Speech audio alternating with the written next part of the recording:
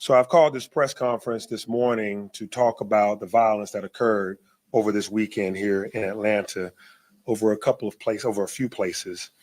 APD chief and our senior leadership team are here to go over some of the details that we discussed this morning. My heart goes out to all of the family members of any victim that lost their life over this weekend, as well as my prayers go to those individuals that I'm praying for a speedy and full recovery for anyone that was injured in the violence that occurred over this weekend. Many of them are at Grady and some of them are already back home. So my prayers are with you.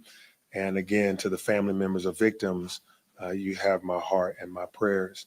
We haven't had a weekend like this in a long time, maybe 2 years or more, Chief.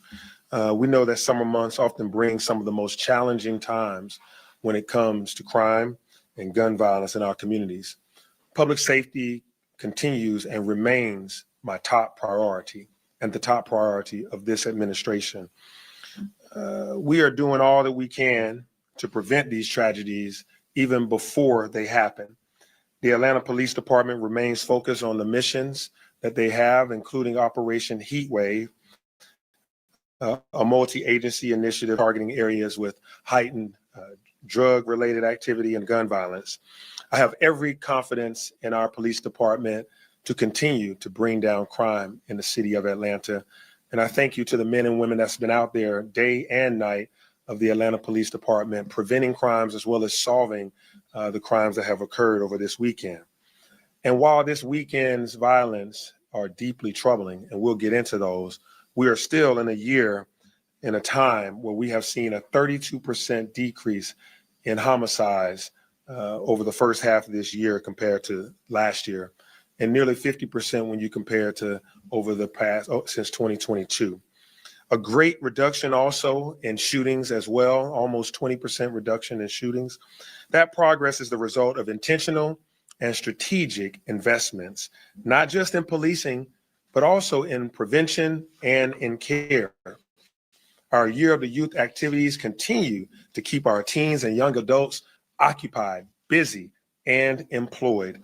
Our Mayor's Office of Violence Reduction and our Nightlife Division have both been throughout the community providing training and resources while also keeping their ears to the ground.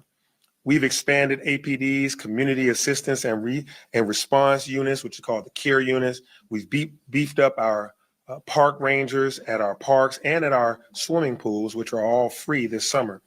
We operated our At Promise centers and our police athletic league programs to keep our youth busy. And we've even conducted safety walks with our senior citizens.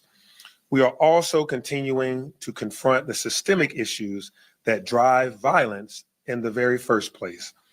This work is about people.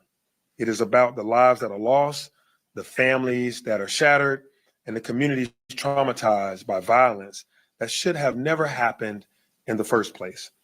Even though crime is down in Atlanta, a weekend like this can affect a whole city, and it should not happen. As we continue to make Atlanta even safer, we must work together. Government, community organizations, businesses, faith leaders, our neighborhoods, and our parents and families. We all have a role to play in ensuring that no more families suffer the pain of preventable loss. So now I'll turn it over to Chief Sherbaum so he can give details about some of the incidents over this weekend and about APD's response. Chief. Thank you, Mr. Mayor. Thank you. Good morning, everyone. I'm going to join our mayor in extending the prayers of every member of the Atlanta Police Department to everyone that was impacted by gun violence this weekend, those that are recuperating, and those that have lost loved ones. This department will not rest until we identify who's responsible and bring those individuals to justice. The mayor alluded to positive trends that we were seeing all summer around our city as we enjoyed vacation time. We saw reductions in shootings and homicides throughout the summer. But then this weekend that changed. This department is currently investigating 12 incidents of gun violence in our city that left 29 individuals injured and 2 deceased. When I look at what connected them, they played out throughout various parts of the city, but none is connected to the other than individuals had guns when they were angry. Seems to be the most common theme that we saw throughout the weekend. We saw shootings related to disputes over cars being booted. We saw a nephew take the life of his uncle. We saw individuals shot in domestic violence disputes and disputes over dating. The one that we were called to overnight was at 349 Edgewood. And that is one that we still are seeking clarity on and need the assistance of the community. We were called there at 1:27 this morning to report of multiple people shot. We arrived on scene to find 11 that had been shot, 1 deceased, 10 are injured, and 1 of those is critically injured, which is an 18-year-old male. Right now, we are seeking 3 males and a female that approached a group that was assembled around the streetcar stop on Edgewood that we believe were responsible for initiating the exchange of gunfire. We have recovered firearms from the scene, and we've recovered 34 shell casings, which we are working closely with our ballistics lab and the ATF to investigate. We do believe there are citizens that have information that will allow us to determine exactly what transpired on Edgewood this morning and will allow us to arrest those responsible. So we ask anyone that has video, that has information, to please reach out to this department at 404-577-TIPS. That's 404-577-8477. And please provide any information that you have so we can arrest those that were responsible. Gun violence affects every citizen of Atlanta, regardless of what neighborhood you live in or where you are.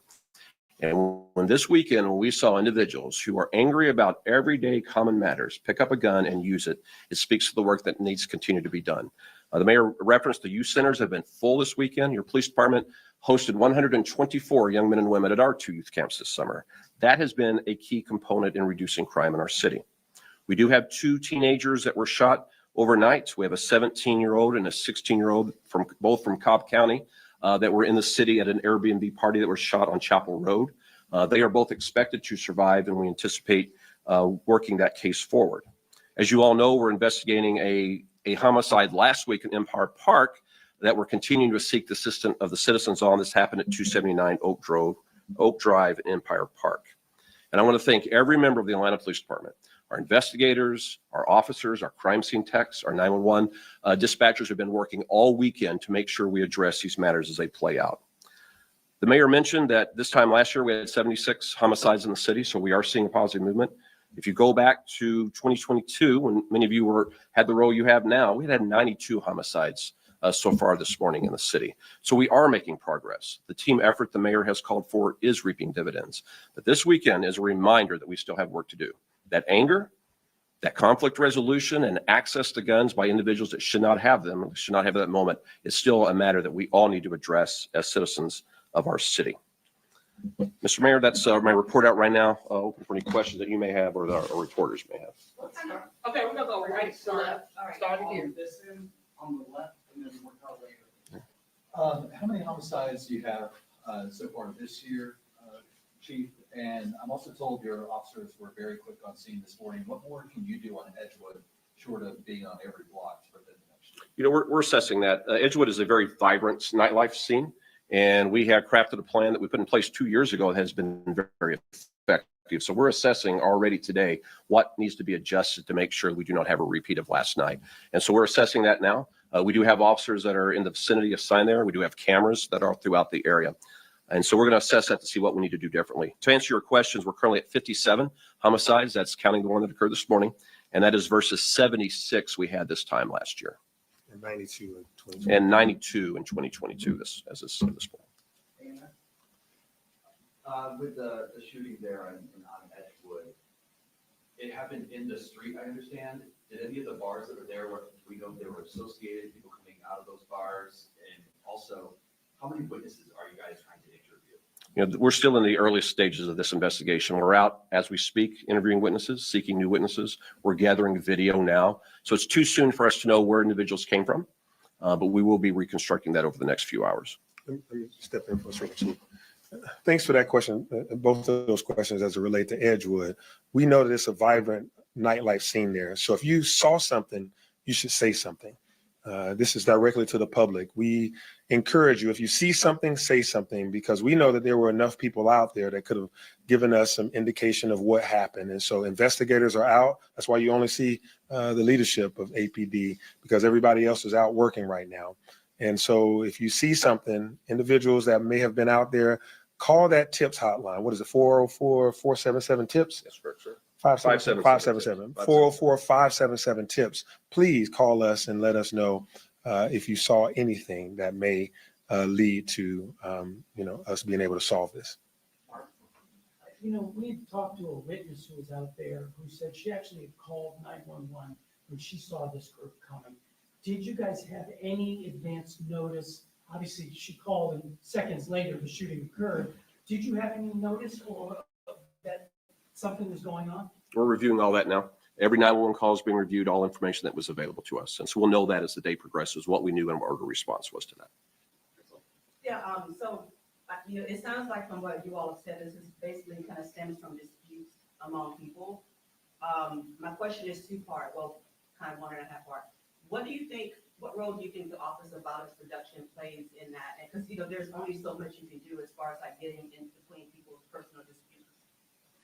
Yeah, thank you for that question. So the Mayor's Office of Violence Reduction has been extremely helpful in bringing down violence in communities that tend to have disputes that have spilled over for decades sometimes. They often heal old wounds, going to apartment complexes, going to previous gang members or individuals that want to get out of gangs, encouraging them and helping them to be able to transition, but also keeping their ear to the street to understand what beefs are cooking up and to be able to squash them. And so the violence reduction team, they're not everyday Atlanta City Hall workers. They are individuals that are sometimes former gang members, sometimes ex-offenders, individuals that want to see violence stop. And so they do a lot of anti-retaliation work. So if an incident has occurred last year and people are trying to get get a chance to get back at others, they try to keep that down, and they've been extremely helpful in doing that throughout the year. I think that's been helpful why we have violence that hasn't been as high as it's been in years past. They also help tremendously with our domestic violence. Our No More campaign that Chief and I and others have really led the charge on has been instrumental and helpful in bringing down violent crime. But you can't be everywhere at all times. You get into an incident with the boot person at a parking lot, a nephew and an uncle get into it. These things, are difficult to prevent, but we try to make sure that the whole society understands that guns are not the answer and that we should use conflict resolution and de-escalation tactics.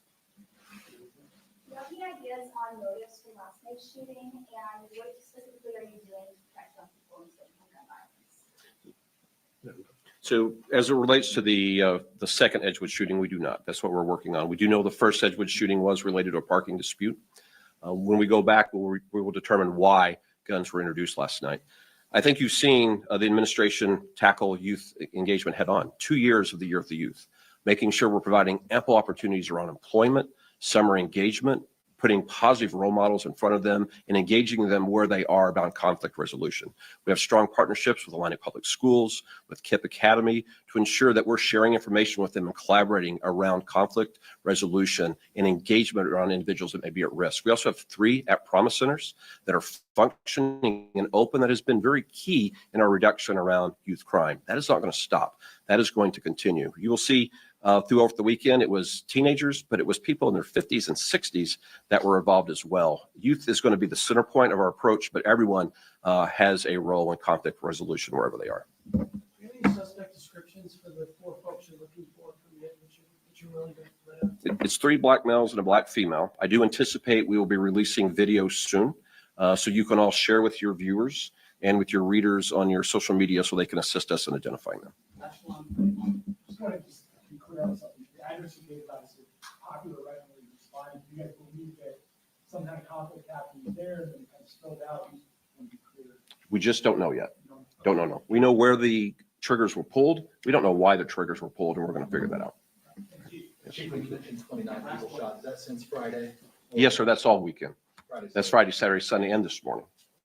The second one, do you think it was gang related or anything? I mean, from what the captain on scene said this morning, early this morning, was that it was obviously multiple shooters and it sounded like a shootout with the number of shell casings that were out there. I mean, do you guys believe this could have been gang related, and were any innocent victims? Because obviously nightlife district, people are down there having a good time, completely unrelated to the circumstances, could have been hit in crossfire. Any of the people, of the 10 people who were shot or 11 people who were shot, just innocent innocent bystanders? We will probably find that the majority were innocent bystanders that were shot overnight on Edgewood.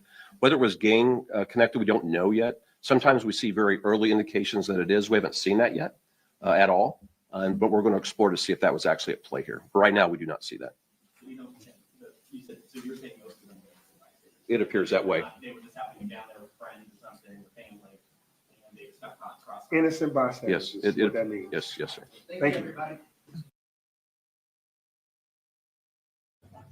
Sarah, but. Yeah.